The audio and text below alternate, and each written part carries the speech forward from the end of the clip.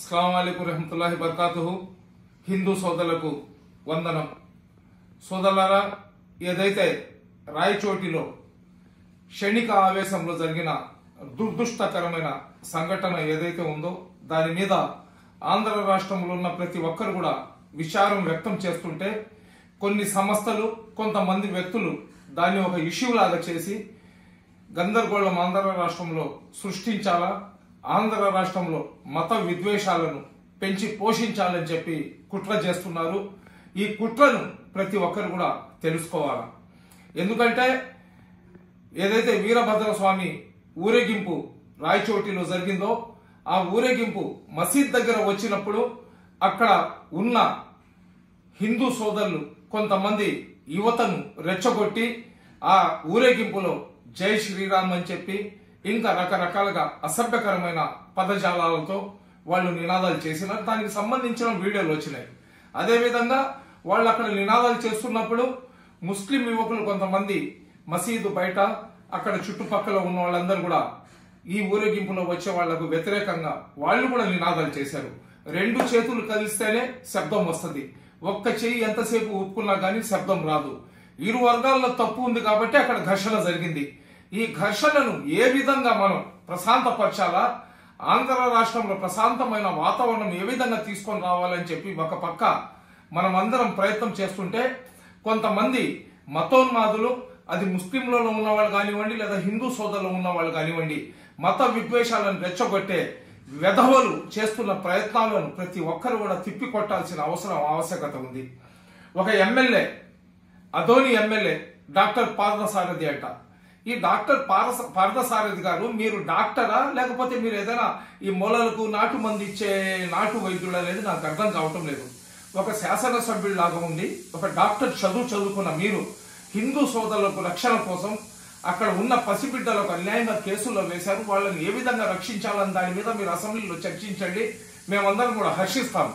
మీరు మాట్లాడిన దానికి కూడా నిజంగా మేము గర్వంగా ఉన్నాం. ఎందుకంటే మీరు రాయచోటి ఎమ్మెల్యే కాకపోయినా గానీ మీరు అధోనిలో ఎమ్మెల్యే లాగుండి హిందూ సోదరులకు జరిగిన అన్యాయం మీద అసెంబ్లీలో మాట్లాడినందుకు నిజంగా మీకు మేము హ్యాట్సప్ చెప్తున్నాం. సేమ్ టైం మీ భాష, మీరు మాట్లాడిన మాటలను మీరు ఖచ్చితంగా ఉపసంహరించుకోవాలా. ఎందుకంటే అన్యాయంగా హిందూ బిడ్డలను అరెస్ట్ చేసినారు, వాళ్ళ మీద పెట్టిన కేసులు తీసేయమని చెప్పి అడగడంలో తప్పు ఏం లేదు. మీకు చూసి ముస్లిం కమ్యూనిటీకి చెందిన సిగ్గులేని ఎమ్మెల్యేలు ఎవరైతే ఉన్నారో వాళ్ళు ఉచ్చతాగి చచ్చిపోవాలా. మీరు ఒక మొగోడిలాగా మీ ధర్మం గురించి మీరు మాట్లాడినారు. కానీ ముస్లింలలో 3 ఎమ్మెల్యేలు చేతికి గాజులు వేసుకుని అసెంబ్లీలో కూర్చొని ఉన్నారు కదా, మీకు చూసి వాళ్ళు సిగ్గు లజ్జ తెచ్చుకోవాలా. చాలా బాగా మీరు మాట్లాడారు. కానీ మీరు మాట్లాడిన మాటల్లో మసీద్లో నుంచి ఏదైతే మీరు మాట్లాడారో అల్లరి మూకలు, మసీద్లో అల్లరి మూకలు ఉండరు. ఏ విధంగా మీ విహెచ్పి, అదే విధంగా మీ ఆర్ఎస్ఎస్ కి చెందిన వాళ్ళు దేశభక్తులు, దేశంలో వాళ్ళు లేకపోతే భక్తే లేదు, దేశాన్ని వాళ్ళు రక్షిస్తున్నారని చెప్పి మీరు చెప్పారు కదా. మీ ఆర్ఎస్ఎస్ విహెచ్పి వాళ్ళని ఒకసారి మీరు బార్డర్లో పంపిండి, యుద్ధాలు జరిగే దగ్గర పంపిండి. ఎన్ని పిచ్చి మాటలు, తిక్క మాటలు మాట్లాడే స్థాయి మీది కాదు. మీరు ఒక ఎమ్మెల్యే, మీరు అల్లరి మూకలు అన్నారు. అల్లరి మూకల ముస్లింలు అల్లరి మూకలు మీరు, సంస్కారహీనులు మీరు, సంస్కారం లేని చవట మీరు, చదువుకున్న మూర్ఖులు మీరు, చదువుకున్న మతోన్మాది మీరు. మీ వాలకం చూస్తుంటే మీ దగ్గర ఎవరైనా వైద్యానికి కానీ వస్తే వాడు వేరే కులానికి చెందిన వ్యక్తి కానీ అయితే వాడికి స్లో పాయిజన్ ఇచ్చి చంపేసే రకం మీరు డాక్టర్ కూడా అర్హత లేదు మీకు. మీ సంస్కారహీనులు మీరు ఎమ్మెల్యే లాగా చంద్రబాబు నాయుడు పుణ్యమా అని చెప్పి చంద్రబాబు కాళ్ళు కడిగి నీళ్లు తాగండి. మీ జీవితంలో వార్డుకి కార్పొరేటర్ కూడా కాలేని మీ లాంటి వెధవలని కూడా ఈ ఎన్డీఏతో అలయన్స్ పెట్టుకున్న తర్వాత మీరందరూ కూడా ఎమ్మెల్యేలు పోయి ఈ రోజు మొగోళ్లలాగా అసెంబ్లీలో మాట్లాడుతున్నారు. మీరు ఏదైతే ముస్లింలకు ఉద్దేశించి అల్లరి మూకలు అన్నారో ఆ మాటలను మీరు ఉపసంహరించుకుంటూ మీరు ముస్లిం సమాజానికి క్షమాపణ చెప్పాలా. మసీద్లో విశ్వ కళ్యాణం కోసం దువా చేస్తారు, ప్రపంచ శాంతి కోసం దువా చేస్తారు. మసీద్ అనేది శాంతిని, సోదర భావాన్ని, అన్ని కులాలను కలుపుకొని పోవడం మసీద్లలో నేర్పిస్తారు. ఎన్నో మసీద్లు ఉన్నాయి, ఎన్నో దేవస్థానాలు ఉన్నాయి. ఎక్కడ గొడవలు ఎందుకు జరగటం లేదు? రాయచోటిలో ఎందుకు జరుగుతున్నాయి? అక్కడ గొడవలు గీరుకునే వాళ్ళు ఉన్నారు కాబట్టి అక్కడ గొడవలు జరుగుతున్నాయి. మీ నియోజకవర్గంలో మసీద్లు లేవా? మీ నియోజకవర్గంలో దేవస్థానాలు లేవా? ఆంధ్ర రాష్ట్రంలో ఎక్కడ దేవస్థానాలు, మసీద్లు లేవా? ఎక్కడ కూడా తిరునాళ్ళు మసీద్లపై నుంచి వెళ్ళటం లేదా? మళ్ళీ ఎక్కడ ఎందుకు గొడవలు జరగటం లేదు? ఎందుకంటే హిందూ సోదరులలో కూడా అక్కడ ఉన్న పరిస్థితులను అర్థం చేసుకొని అందరినీ కలుపుకొని వెళ్ళాలనే తత్వం ఉన్న వాళ్ళు ఉన్నారు కాబట్టి ఎక్కడ గొడవలు జరగటం లేదు. ఆర్ఎస్ఎస్ లో, బజరంగ్ దళ్ లో, విశ్వ హిందూ పరిషత్ లో చాలా మంది త్యాగాలు చేసిన వాళ్ళు ఉన్నారు. వాళ్ళు ఎక్కడ గొడవలు చేయటం లేదే, వాళ్ళు ఎక్కడ వేరే చర్చిల దగ్గర, మసీదుల దగ్గర పోయి వాళ్ళు ఎవరు నినాదాలు చేయటం లేదే. వాళ్ళ ఊరేగింపులు నెల్లూరులో కూడా మసీదుల పై నుంచి వెళ్తాయి. అయ్యా మసీద్ ఉందంటే వాళ్ళే అందరికన్నా ముందర వాళ్ళే అక్కడ ఉన్న పెద్ద మనుషులు ముందు నిలబడి రే ఈ మసీద్ దాటేదాకా సైలెంట్ గా వెళ్ళండి అని చెప్పి వాళ్ళే వాళ్ళ బిడ్డలకు డైరెక్షన్ ఇస్తూ తీసుకొని పోయిన సంఘటనలు, సందర్భాలు చాలా ఉన్నాయి.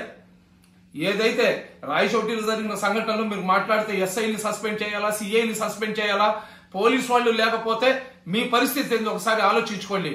మీరు మాట్లాడితే పోలీసులు ఒక హిందూ సోదరుల మీద కాదు, పోలీసులు అందరి మీద కేసులు పెట్టున్నారు.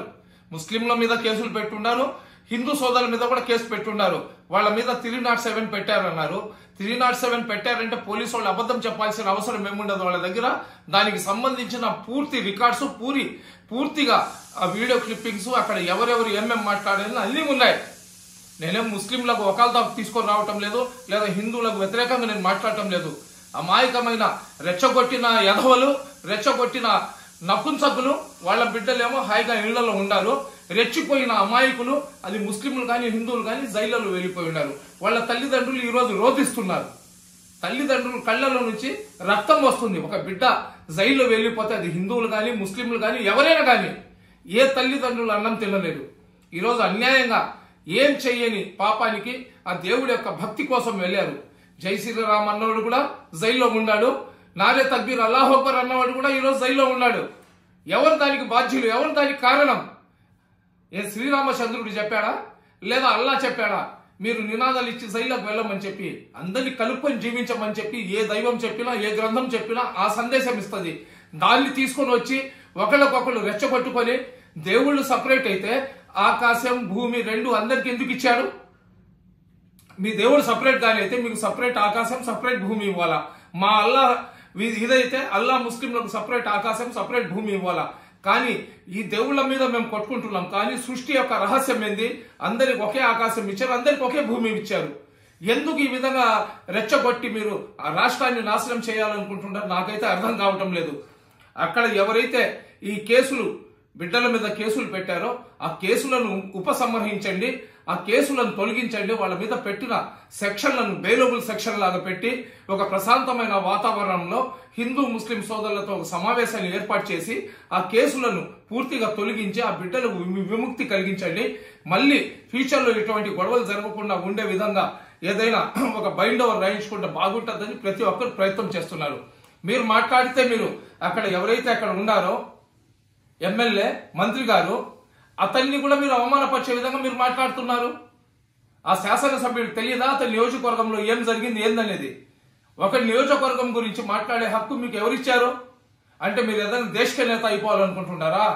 ఖబర్దార్ పార్థసారథి గారు, మీరు ఏదైతే ముస్లింలను ఉద్దేశించి అల్లరి మూకలు అన్నారో దాని మీద మీరు బహిరంగ క్షమాపణ చెప్పాలా. అలా చెప్పకపోతే మనకు మీకు చాలా ఇబ్బంది వస్తుంది. రేపు అధోనిలో మీరు ఎమ్మెల్యే కాదు కదా, కార్పొరేటర్ లాగా కూడా మీరు గెలవరు. మీ నియోజకవర్గంలో మీ మీద ఉన్న వ్యతిరేకత, మీ నియోజకవర్గంలో మీ మీద వస్తున్న ఆరోపణలు, మీ నియోజకవర్గంలో ప్రజల్లో మీ మీద ఏ విధంగా అసహ్యం ఉందో అది ఒకసారి దాన్ని మీరు చూసుకోవాలా. అదేవిధంగా నేను హిందూ ముస్లిం సోదరులకు చెప్తున్నా, ఇటువంటి రెచ్చగొట్టే వాళ్ళ మాటల్లో పోయి రెచ్చిపోబాకండి. అన్యాయంగా అన్నా తమ్ముళ్లాగా జీవిస్తున్న మనం అందరం కూడా కలిసిమెలిసి జీవించే విధంగా మనం ఉండాలా. ఎవరు ఏం చేసుకున్నా, ఎవరు ఏం పిక్కున్నా కానీ భారతదేశంలో ఉన్న 35-40 కోట్ల మందికి మీరు సంపలేదు. లేదా ఇక్కడున్న 40 కోట్ల మందికి కట్టగట్టేసి తీసుకొని పోయి ఎక్కడ సముద్రంలోనూ వేరే దేశంలో విసిరివేయలేరు. మీ జీవిత కాలంలో చేయలేరు. 40 కోట్ల మంది కాదు, మీ ఇంటి పక్కన ఉన్న 10 మందిని కూడా మీరు ఈ దేశం నుంచి నీకు వేరే దేశానికి నేను పంపించేస్తాను, నేను తీసుకొని పోయి పారేస్తానని చెప్పి మీరు ఏం చేయలేరు. ఎందుకంటే ఈ దేశం ప్రతి ఒక్కరి రక్తాన్ని చిందించి స్వాతంత్రం తీసుకొని వచ్చిన స్వతంత్ర భారతదేశం. ఈ దేశంలో మీకు ఎంత హక్కు ఉందో అంతే హక్కు మాకుంది. ఫేస్బుక్ లో కామెంట్లు పెట్టుకొని, ఫేస్బుక్ లో పోస్టులు పెట్టుకొని, యూట్యూబ్ లో కామెంట్లు పెట్టుకొని, యూట్యూబ్ లో పోస్టులు పెట్టుకొని మీరు రెచ్చగొట్టేస్తే ఎవరు ఇక్కడ రెచ్చిపోరు. మీరు పెట్టిన వీడియోకి 10 మంది చూస్తారేమో, లేదా నేను పెట్టిన వీడియోలో 10 మంది వచ్చి నాకు తిడతారేమో. ఉన్న వాస్తవాన్ని నిర్భయంగా చెప్పాల్సిందే. రేపు నేను కూడా చచ్చిపోతే పైవాడికి సమాధానం చెప్పాలా? ఈ దేశంలో నుంచి మా ఊడిపోయిన వెంట్రుకని కూడా మీరు బలవంతంగా తీసుకొని పోయి బయట పారే దమ్ము ధైర్యం మీరు ఇంకో 100 జన్మలు ఎత్తినా మీకు రాదు, చేయలేరు మీరు. ఏదైనా మీ ఇంట్లో పేరటం అనుకుంటున్నారా? ముస్లింలను ఊచకోత కోసేస్తాము, మీకు వేరే దేశాలు విసిరేస్తాము, మీకు అది చేస్తాం ఇది చేస్తాం చేసే ఎవరైతే ఈ కామెంట్లు ఈ రెచ్చగొట్టే వ్యాఖ్యలు చేస్తారు కదా, నిజంగా మీరు మీ తల్లిదండ్రులకు కానీ పుట్టి ఉంటే, మీ తల్లిదండ్రులకు సక్రమంగా కానీ పుట్టి ఉంటే మీరు వీడియో పెట్టండి. ఈ దేశంలో నుంచి ముస్లింలను తరిమేస్తాం కోసేస్తామని చెప్పి ఒక వీడియో పెట్టండి. దాని తర్వాత భారతదేశ చట్టం మీకు ఏ విధంగా ఉడత పూజ చేస్తుందో అది కూడా తెలుసుకోండి. నపుంసకుల్లాగా హొజ్జాల్లాగా దేశాన్ని విచ్ఛిన్నం చేసే శక్తుల్లాగా దేశాన్ని నాశనం చేసే ప్రయత్నం చేయబాకండి. బిడ్డల జీవితాలు అన్యాయంగా జైళ్లలో మగ్గుతున్నారు, వాళ్ళని ఏ విధంగా బయటికి తీసుకొని రావాలా, అదేవిధంగా వాళ్లకు అక్కడ మళ్ళీ ఫ్యూచర్ లో ఎటువంటి గొడవలు జరగకుండా ఏ విధంగా ఉండాలనే దాని మీద వాళ్లకు మైండ్ ని వాష్ చేసి అక్కడ ముస్లింలను హిందువులను కూర్చోబెట్టి ఎవరైతే మంత్రి గారు రాంప్రసాద్ రెడ్డి గారు ఉన్నారో ఖచ్చితంగా దీని మీద చొరవ తీసుకోవాలా. అయ్యా రాంప్రసాద్ రెడ్డి గారు, రాయచోటి గురించి మొత్తం మీకు తెలుసు. మీరు గాని ఇంకా మౌనంగా గాని ఉంటే, ఇంకా మీరు నోరు విప్పకపోతే ఇటువంటి కీటకాలు, ఇటువంటి సంఘ విద్రోహ శక్తులు, ఇటువంటి మతోన్మాదులు, అది ముస్లింలలో కానివ్వండి హిందువుల్లో కానివ్వండి, ఈ సబ్జెక్ట్ లో ఎంటర్ అయిపోయి అక్కడ ఉన్న మంచి వాతావరణాన్ని కొద్దిగా కలుషితమైంది, దాన్ని ఇమ్మీడియట్ గా కలుషితం లేకుండా దాన్ని తొలగించే ప్రయత్నం చేయండి, లేకపోతే టోటల్ పాయిజన్ చేసే ప్రయత్నం జరుగుతుంది. ఈ యదవులు అక్కడ జరిగిన ఇష్యూని మొత్తం రాష్ట్రానికి చుట్టే ప్రయత్నం చేస్తున్నారు. కాబట్టి ముస్లిం సోదరులకు కూడా నేను ఒకటే చెప్తున్నా, వాళ్ళు ఎన్ని ధర్నాలు, ఎన్ని ఊరేగింపులు, ఎన్ని నినాదాలు చేసుకున్నా గానీ మీరు మడుగు సమన్వయం పాటించండి. ఎక్కడ కూడా హిందూ సోదరులకు వ్యతిరేకంగా ఎవ్వరు నోరు విప్పి మాట్లాడబాకండి, ఎవ్వరు కూడా పోస్టులు పెట్టబాకండి. మనకు కావాల్సింది ప్రశాంతతమైన వాతావరణం. ఈ దేశంలో రోజులో 5 సార్లు ఈ భూమాతకు, ఈ భరత మాతకు నమాజ్ చదివేటప్పుడు మా తలను ఆ తల్లికి తగిలించి మేము అల్లా దగ్గర దువా చేస్తాం. ఈ దేశాన్ని మాకన్నా ఎక్కువ ప్రేమించే వాళ్ళు ఎవరు లేరు. ఈ మతోన్మాదులు, ఈ దుష్ట శక్తులు చెప్పే మాటలను విని ఎవరు రెచ్చిపోవాల్సిన అవసరం లేదు. వాళ్ళ జీవిత కాలంలో ఇంతకు మించి వాళ్ళు ఏం చేయలేరు. రెచ్చగొట్టే మాటలు మాట్లాడుకోవడము ఏందేందో చేస్తున్నారు. కొంతమంది యోగి వచ్చేస్తే తాట తీసేస్తాడు. ఒకసారి యోగి పాలన చూడండి. యోగి కూడా ముస్లింలకు ఎంత అభిమానిస్తున్నాడు. ఎవరైతే మతోన్మాదులు, సంఘ విద్రోహ శక్తులు ఉన్నారో వాళ్ళ మీద అతను ఉక్కుపాదం చేస్తున్నాడు. కానీ ఏపీ కన్నా హీనంగా, ఉత్తరప్రదేశ్ కన్నా హీనంగా ఆంధ్ర రాష్ట్రాన్ని తయారు చేసే ప్రయత్నం చేస్తున్న ఇటువంటి కుక్కలను తరిమి కొట్టాల్సిన బాధ్యత ఆంధ్ర రాష్ట్రంలో ఉన్న మా అందరి మీద ఉంది. అదేవిధంగా ఈ కేసు మీద సిబిసిఐడి విచారణ కంపల్సరీ జరిపించాలా. కొంతమంది ముస్లిం సంఘాల పేర్లు పెట్టుకొని అక్కడ యువకులను రెచ్చగొట్టి వాళ్లకు ఆ ఊరేగింపు వచ్చేటప్పుడు ఎదురుగా వెళ్ళమని చెప్పారని కూడా వార్తలు వస్తున్నాయి. ఏది ఏమైనా దీంట్లో ఎవరు తప్పు చేసి ఉన్నా, ముస్లింలు చేసినా హిందువులు చేసినా బిడ్డలకు కాదు, వాళ్ళని రెచ్చగొట్టిన వాళ్ళ మీద పోలీసు వాళ్ళు కేసులు తీసుకోవాలా. దీని మీద వెంటనే సిబిసిఐడి విచారణ జరిపించాలని చెప్పి కోరుకుంటున్నా. ఖచ్చితంగా రాయచోటిలో జరిగిన సంఘటనను అణిచివేయడంలో రాయచోటి ఏదైతే అన్నమయ్య జిల్లా ఎస్పీ గారు ఉన్నారో చాలా బ్రహ్మాండంగా పనిచేశారు. అక్కడ ఉన్న పోలీసు వాళ్ళు స్వార్థం లేకుండా పనిచేశారు. కొంతమంది ఉంటారు పోలీసులో కూడా, కానీ ఒక్కరిద్దరు చేసిన తప్పుకు వ్యవస్థను నిందించడం సరైన పద్ధతి కాదు. పోలీసులకు అండగా మా ముస్లిం సమాజం మేమందరం కూడా నిలబడతాం. అక్కడ ముస్లిం బిడ్డలకు లోపల వేసి ఉన్నారు, హిందువుల బిడ్డలకు లోపల వేసి ఉన్నారు. ఎందుకు వేసినారంటే ఈ ఇష్యూను ఇంకా పెద్దది కాకుండా అక్కడికక్కడ తొక్కడానికి ఉక్కుపాదంతో అణగదొక్క ప్రయత్నం చేసినారు. అయితే నేను రిక్వెస్ట్ చేసేది ఏంటంటే ఆ హిందూ బిడ్డల మీద పెట్టిన 307 కానివ్వండి, ముస్లింల మీద పెట్టిన PDP యాక్ట్ కానివ్వండి, అవన్నీ తీసేసి సామాన్యమైన కేసులు పెట్టి వాళ్లకు బెయిల్ వచ్చేటట్టు చేయాలని చెప్పి ఎస్పీ గారికి రిక్వెస్ట్ చేస్తున్నా. ఎస్పీ గారు మీరు చేస్తున్న పనికి మా మద్దతు మేము హ్యాట్సప్ చేస్తున్నాం. మీకు అండగా మేమందరం కూడా ఉంటాము. మీరు ఒక్క ఎదవ నా కొడుకుతో మీరు భయపడాల్సిన అవసరం లేదు. మీ ఉద్యోగ ధర్మాన్ని మీరు నిర్వహించినారు. మీరు కఠినంగా గాని వ్యవహరించకుండా గాని అక్కడ ఉంటే ఖచ్చితంగా అక్కడ ఈ మతోన్మాదులు రెచ్చిపోయేవాళ్ళు. వాళ్ళను అణగదొక్కాలంటే మీరు తీసుకున్న నిర్ణయం చాలా సరైనది. కానీ మీకు 2 చేతులు జోడించి రిక్వెస్ట్ చేసేది ఏంటంటే తెలిసి తెలియక చేసిన తప్పులు కాబట్టి ఆ బిడ్డలకు బెయిల్ వచ్చే సెక్షన్లు పెట్టి వాళ్లను రిలీజ్ చేయిస్తే బాగుంటుందని కోరుకుంటున్నా. అస్సలాము అలైకుం.